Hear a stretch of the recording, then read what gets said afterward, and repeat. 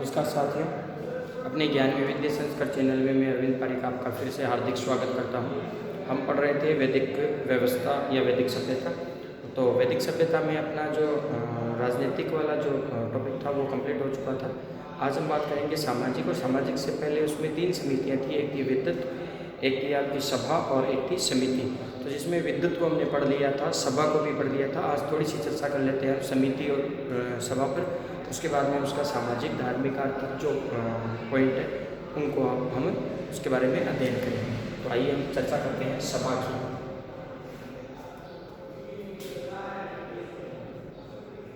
एक तो थी सभा, ये वैदिक काल में थी और उत्तर वैदिक काल में भी थी। विद्युत की हमने बात की थी, विद्युत जो लास्ट कक्षा थी उसमें हमने चर्चा कर ली थी, ठीक है। और सभा की बात करते हैं तो इसमें वरिष्ठ और कुलीन व्यक्ति थे। कम सदस्य होते थे, वरिष्ठ में कुलीन या अभिजात व्यक्ति की ये संस्था थी। इसमें जन सामान्य थे और राजा को आना अनिवार्य था। अगर ये बुलाते थे तो राजा को आना अनिवार्य था, ठीक है। इसके बाद में इसमें ऋग्वेद में इसका जो उल्लेख है वो 8 बार हुआ है। ये ध्यान में रखना भी कितनी बार हुआ है, तो ऋग्वेद में इसका उल्लेख जो है वो 8 बार हुआ है। अथर्ववेद में इसे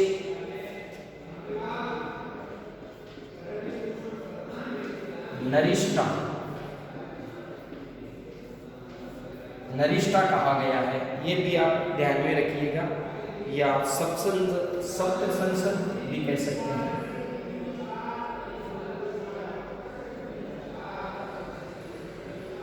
सप्त संसद या आपका नरिष्ठा कहा गया है। नरिष्ठा का एक अन्य नाम भी मिलता है अजिया, ये भी हमें मिलता है। और अब बात करते हैं समिति की। तो समिति जो थी वो जन प्रतिनिधियों की थी, ज़्यादा थे, सामान्य लोग ज़्यादा थे। इसका ऋग्वेद में हुआ है 8 बार और इसका हुआ है 9 बार, ठीक है। इसमें जन सामान्य थे और इसमें गणमान्य जो लोग थे, गणमान्य लोगों की विशेष संख्या कम होती है, ठीक है। महिलाओं को पूर्णतः अधिकार थे, महिलाओं की स्थिति बहुत अच्छी थी इस समय, ठीक है। और राजा जब भी इससे बुलाता था तो इसको आना पड़ता था। इसका जो अध्यक्ष होता था, ये ध्यान में रखना, इसे ईशान कहा जाता था। राजा जो था, इसको जो अध्यक्ष था उसको ईशान कहा जाता था, ठीक है। ये इसकी मुख्य मुख्य बातें थी। अब हम कुछ अधिकारी थे।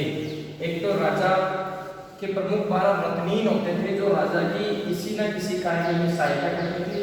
इसके अलावा वर्तमान समय की बात करते हैं तो आप देख लेना, जो अपनी बड़े शहर होते हैं या छोटे शहर होते हैं, चाय वाले हैं, है ना, पान वाले हैं, वैसे ही गुप्तचर का भी कार्य करते हैं। तो उस समय भी गुप्तचर जो व्यवस्था थी वो भी थी, तो गुप्तचर को स्पष्ट कहते थे। ये आप लिख लीजिएगा, ये कई बार सीधा का सीधा पूछ लेते हैं। तो स्पष्ट जो थे वो क्या कहलाते थे? गुप्तचर, ठीक है। इसके बाद में जन जो थे, राजनीतिक इकाइयों की अगर बात करते हैं तो राजा की सहायता के लिए जो होते थे व्यक्ति 12 मंत्री होते थे और इन मंत्रियों को कहा जाता था रत्नीन। क्या कहा जाता था? रत्नीन कहा जाता था। यहाँ राजा का जो पद था वो आनुवंशिक नहीं था, ठीक है। राजपति, ये गोचर जो गायों के लिए चरने की जो भूमि थी उसका मुखिया होता था, है ना, गोचर भूमि का जो प्रमुख होता था,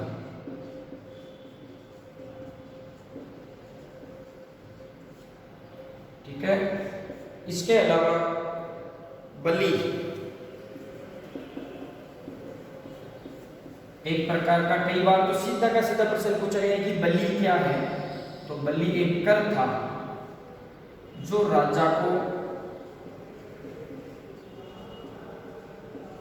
स्वेच्छा से दिया जाता था।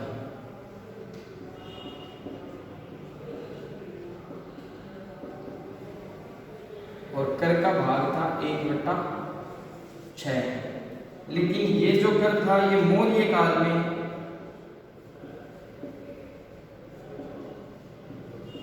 अनिवार्य हो गया था।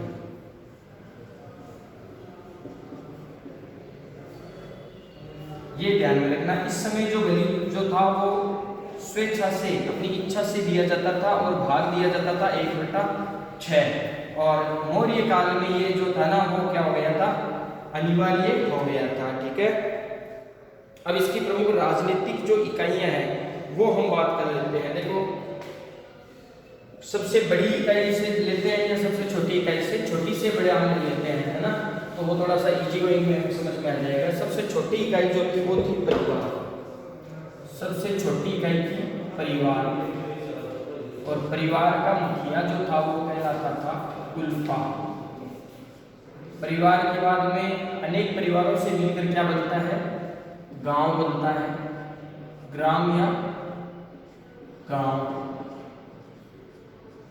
गांव का मुखिया था ग्रामीणी।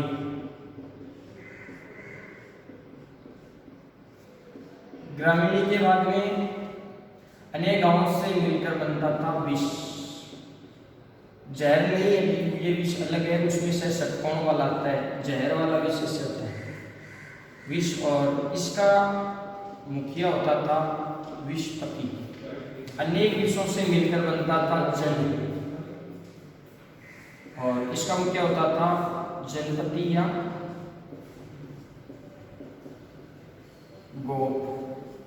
ये थी राजनीतिक इकाइयां। ठीक है, कुल को कुलपा, ग्राम का ग्रामीणी, विष का विषपति और जन का जनपति या गोप। ज्यादातर ये पूछा जाता है भी गोप वाला। ठीक है, अब एक था प्रश्न विनाक, जैसे गुप्तचर वगैरह थे ना, तो एक था प्रश्न विनाक। ये उस समय के न्यायाधीश हुआ करते थे, जज महोदय थे, है ना। ये कई कॉपी में आप लिख लीजिएगा कि प्रश्न विनाक जो थे ना वो वैदिक कालीन न्यायाधीश थे। वैदिक काल के जो न्यायाधीश थे ना वो ये थे वैदिक कालीन न्यायाधीश। ठीक है, अब हम बात करते हैं 12 रत्नों की। जो राजा के मुख्य जो मंत्री जो थे, मंत्री परिषद की है ना, वर्तमान समय में भी होती है। वर्तमान समय में तो सचिन पायलट जो है वो तो बाकी बन गए अपने मुख्यमंत्री साहब, है ना, उनके। अब इनमें मुख्य है ना वो 12 रत्नों की हम बात कर लेते हैं। 12 रत्नों में सबसे पहला था राजा। राजा के बाद में था युवराज। युवराज के बाद में था पुरोहित।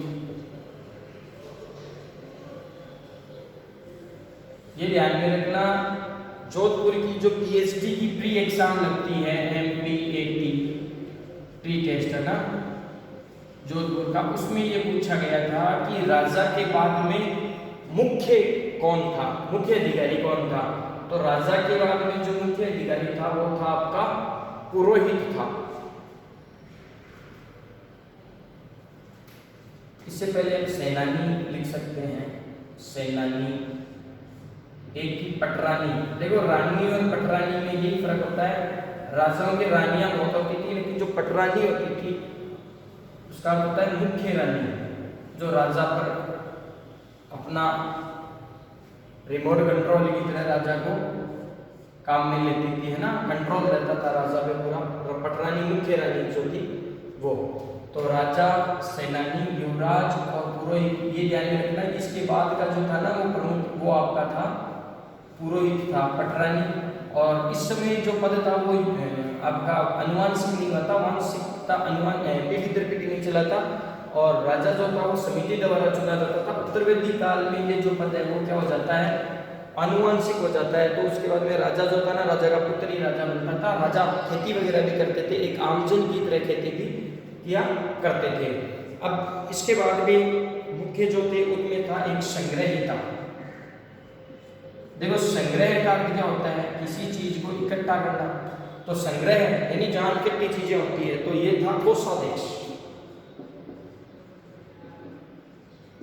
कोषाध्यक्ष भाई संग्रह कार्य से आप ध्यान रखो, संग्रह वाले जो है वो क्या करते हैं, इकट्ठा करते हैं किसी चीज को, तो कोषाध्यक्ष।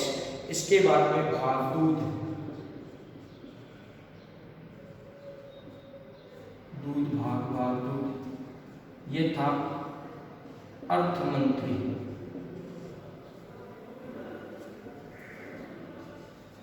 इसके बाद में अक्षवाक,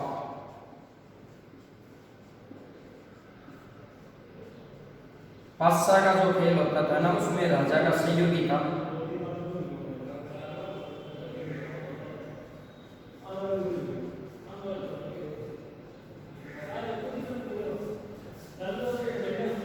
राजा का सहयोगी।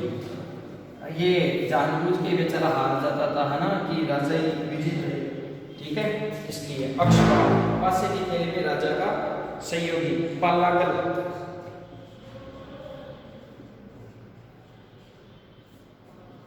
ये राजा का मित्र भी होता था।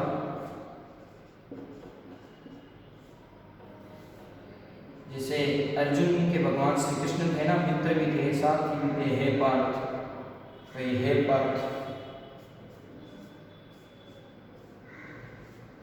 पालाकल के बाद में सूत और छता, छता ये प्रतिहारी,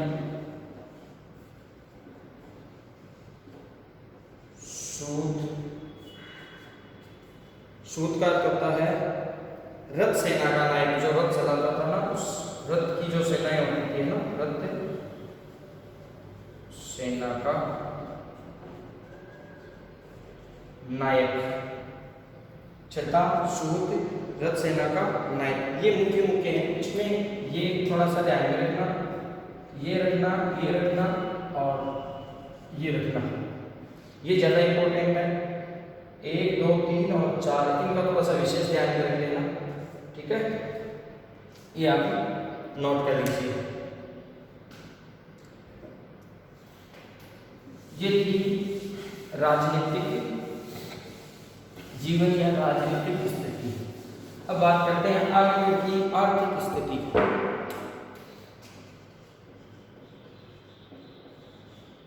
आर्यों की आर्थिक स्थिति, सबसे पहले बात करते हैं तो आर्य जो थे वो यायावर जीवन जीते थे। यायावर का अर्थ होता है घुमंतु, या जो बंजारी होते हैं ना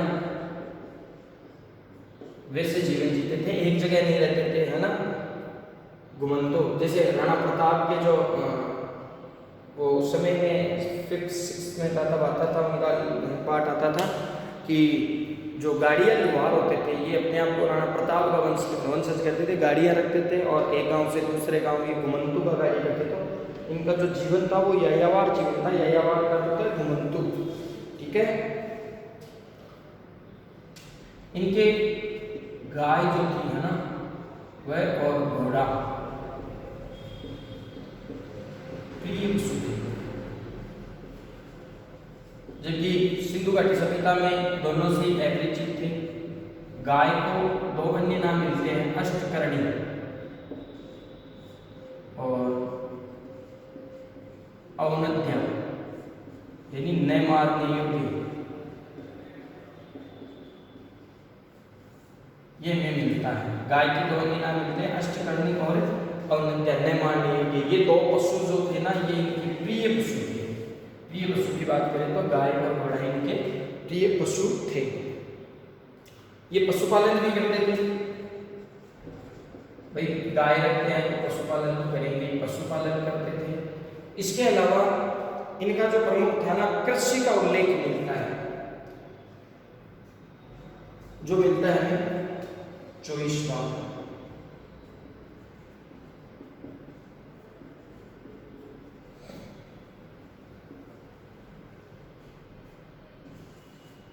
कितनी बार मिलता है?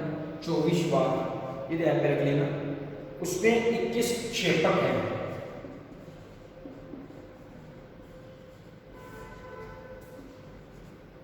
ठीक है। और मुद्रा प्रणाली दी थी साहब, ये काम बहुत अच्छा था। ये वर्तमान में लोग पैसों के लिए लड़ते हैं, उसमें गाय और जानवरों के लिए लड़ते थे, मवेशी जो थे ना उनकी चोरी करते थे। मुद्रा नहीं थी। व्यापार भी जो था ना वो वस्तु विनिमय होता था,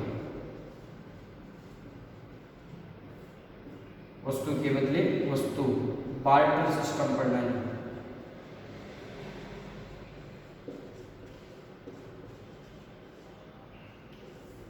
ये मुद्रा का कोई रोल नहीं था। 21 क्षेपक थे, 24 बार इसका उल्लेख हुआ है। एक सबसे इंपॉर्टेंट चीज थी, ये आप विशेष रूप से ध्यान में रखना, एक निष्क नाम की एक धातु थी जो सोने की थी, गोल्ड की थी। ये गाय और ये जो थी ना ये वस्तु विनिमय का प्रयोग में ज्यादा ली जाती थी, और ये गले में पहनने का एक आभूषण था।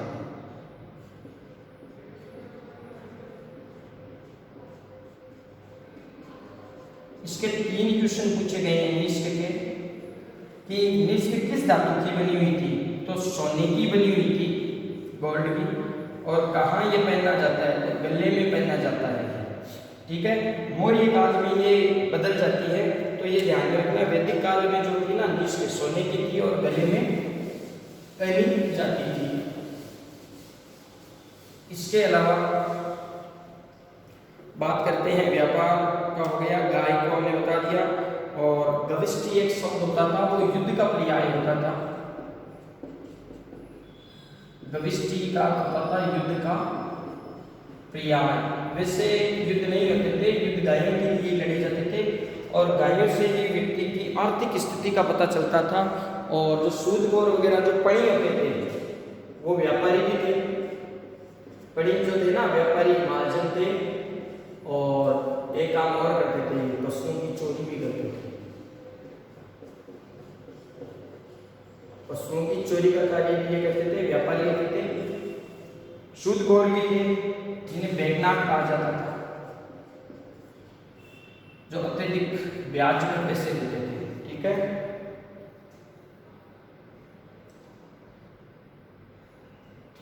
और ऋग्वेद में ये कहा गया है कि कृषि का उल्लेख मिलता है, और कृषि जो थी ना वो हल द्वारा होती थी, और हल को सीर, लांगल, ध्यान में रखना भाई, हल को क्या कहा जाता था, है ना, हल को सीर या लांगल कहा जाता था। और राजा जो था ना वो भी खेती करता था किसानों के बराबर। हल को सीर और लांगल कहा जाता था। ठीक है।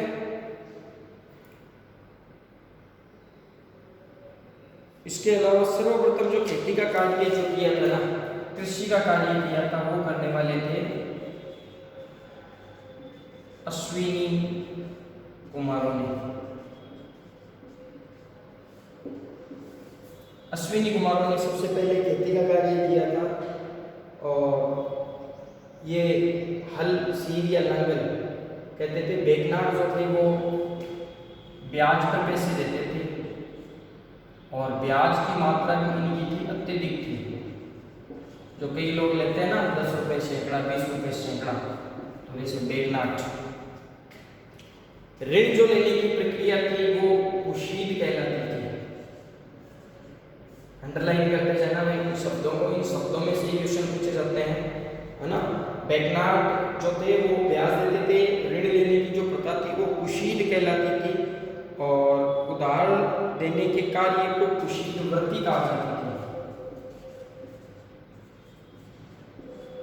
और इनमें जो कारीगर होते थे ना, ये कई बार क्वेश्चन पूछा गया है कि इनमें सबसे, जैसे पुरोहित था ना मुख्य, कारीगरों में जो खाती होते थे जिन्हें छत्ता कहा जाता था, ये सबसे प्रमुख था। क्योंकि युद्ध होते थे और युद्ध में रथ का बनाने का कार्य यही करते थे, तो छत्ता जो होते थे ना वो सबसे प्रमुख थे। कारपेंटर जो था ना, तक्षा, सॉरी छत्ता तो मैंने वहाँ बता दिया, तो तक्षा, ये लिखने में थोड़ा सा तक्षा, बढ़ई, खाती, कारपेंटर, तक्षा होते थे ना कारीगरों में, ये सबसे प्रमुख होते थे, रथ बनाने का कार्य यही करते थे, ठीक है। और आर्य जो थे वो आज भी, इस समय भी क्या थे, लोहे से अपरिचित थे, लोहे के बारे में अब भी नहीं जानते थे। अब हम इसकी मुख्य मुख्य दो चार बातें और कर लेते हैं।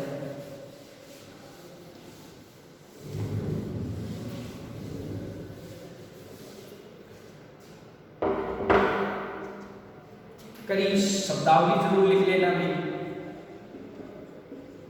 क्रीस का तो पता गोबर की खाद,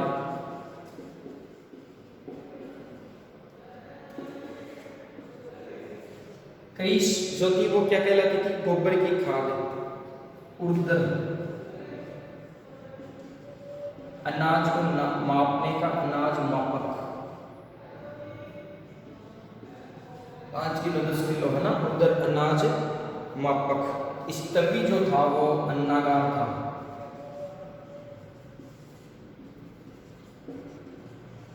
ये शब्दावली में से क्वेश्चन आते हैं है ना। स्तवी जो था वो क्या था, अन्नागार। फिर है आपका कीवास या कीनास,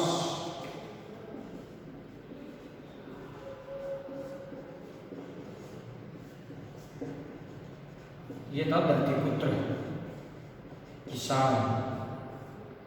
फिर भी बारिश नहीं हो रही है ना अभी।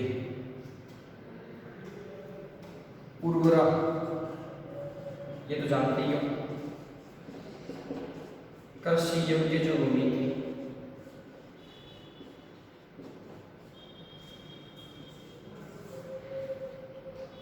फिर हम बात करते हैं यव, जो पहली ज्ञात धातु भी ये जो ही मानते हैं। यव, यव का अर्थ है जो। ये आप स्क्रीनशॉट ले लीजिएगा, ये शब्दावली ये लिख लीजिएगा। फिर एक शब्द आता है सीता या कुंड, सीता या कुंड। हल जो होता था, हल्के फाल से जो भूमि जुती होती थी ना, हल्के फाल को ही सीता या कुंड भी कहा जाता था, या हल्के फाल से जो जुती हुई भूमि थी, ये क्या कहलाती थी, सीता। एक सीता का अर्थ क्या हो गया, नालियां। देखो ये यहां कंफ्यूज होता है। हल्के फाल से जो जुती हुई भूमि थी वो क्या कहलाती थी, वो भी सीता कहलाती थी। और खेतों में जो बनी छोटी नालियां थी है ना,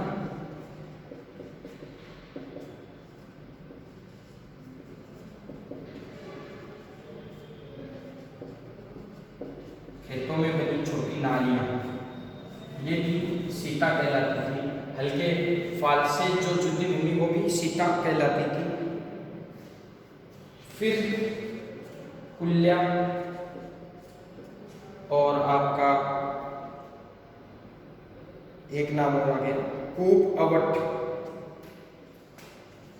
कूप अवट। और एक अश्व पाक,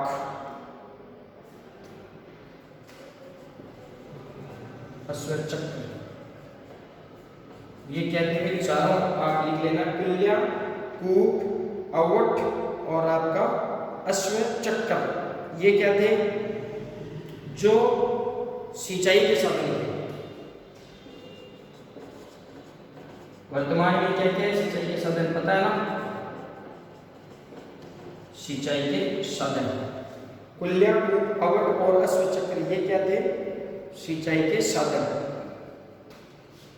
अब ऋग्वेद का जो 10वां मंडल है ना, उसमें एक लाइन मिलती है, एक पंक्ति मिलती है कि हे जुआरी खेती करो।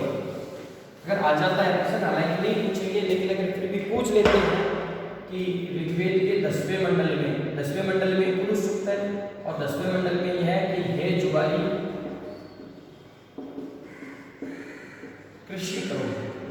कृषि करने से क्या होता है भाई, खेती करो धन आता है, जबकि जुआरी जो होता है वो धन को जुआ खेलकर उड़ा देता है। जुआरी को कीवास, ये कृषि किसान का हो गया कीवास, ये किसान जो है, ये जुआरी जो है वो आप खेती करो। और जुआरी का हो गया कित्तव, कित्तव, कित्तव है, कित्तव कृषि करो कीवास, यानी भूमि को जोतो आप। ये मंडल की एक बात आती है, तो ऋग्वेद का जो 10वां मंडल है ना, वो उसमें कहा गया है। फिर एक बार एक चीज और लिख लो कि आप गाय वगैरह के शब्द पूछ देते हैं, जैसे इंद्र की हमने बात की थी, सर्वाधिक अग्नि की हम बात की थी, उनकी है। तो ऋग्वेद में गाय का जो है ना, गाय का उल्लेख हमें मिलता है 176 बार। अश्व या घोड़ा, उसका कितनी बार मिलता है? 215 बार।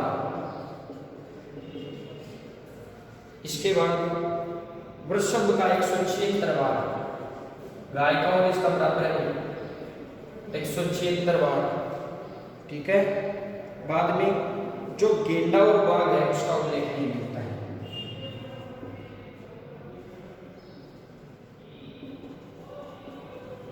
और सिंधु घाटी सभ्यता जो थी, अगर उसकी बात करते हैं तो गेंडा जो है ना, वो भगवान जो आपके शिव जो है उसके एक साइड में दिखाया गया है, बाघ और गेंडा ये दोनों। ये मैंने बताया था, पॉकेट की साइड सींग वाले और बिना पॉकेट वाली, जो पॉकेट है उधर तो सींग वाले पशु है, और जो पॉकेट नहीं है उधर बिना सींग वाले हाथी और बाघ है, ठीक है। इधर भैंसा और गेंडा, ये हड़प्पा सभ्यता की बात करते हैं। और यहाँ अगर बात करते हैं तो ये ना तो गेंडे के बारे में जानकार थे, इतना बाघ के बारे में परिचित थे, ठीक है। ये हो गया आपका आर्यों का आर्थिक जीवन।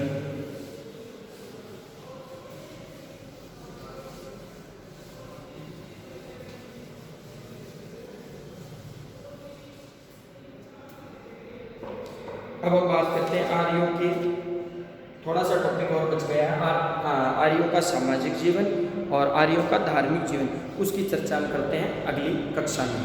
जब तक के लिए धन्यवाद।